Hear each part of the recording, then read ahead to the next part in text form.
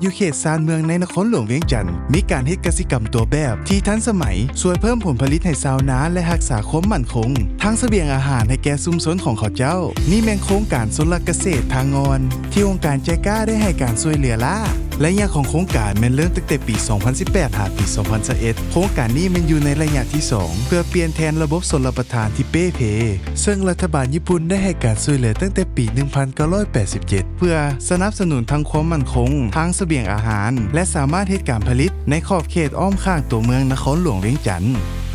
แต่เก่าก็ยุ่งยากพวกเขาเนี่ยนำบ่ยักเพียงพอแต่ข้าวการใจกล้านี่มาเฮ็ดของสำหรับประทานให้มีความสะดวกสบายปลูกเขาได้งามเลี้ยงปูเลี้ยงปลาก็ได้โครงการเจก้ามาช่วยเหลือน้ำชนรับประทานเฮ็ดให้ได้รับผลผลิตดีหลายความสะดวกสบายทางด้านการเกษตรเฮ็ดนาได้2ฤดูเนาะทั้งนาปีและนาแซงเฮ็ดให้มีรายรับเพิ่มขึ้นสู่ครอบครัว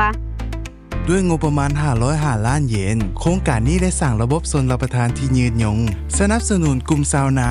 ให้สามารถปลูกพืชได้อย่างมีประสิทธิผลตอบสนองความต้องการของตลาดและสร้างความมั่นคงในชีวิตการเป็นอยู่ของประชาชนเขตนี้องค์การใจกล้าได้ให้การช่วยเหลือล่าเพื่อยกสูงการผลิตสามารถสนองน้ำรับใช้เนื้อที่ได้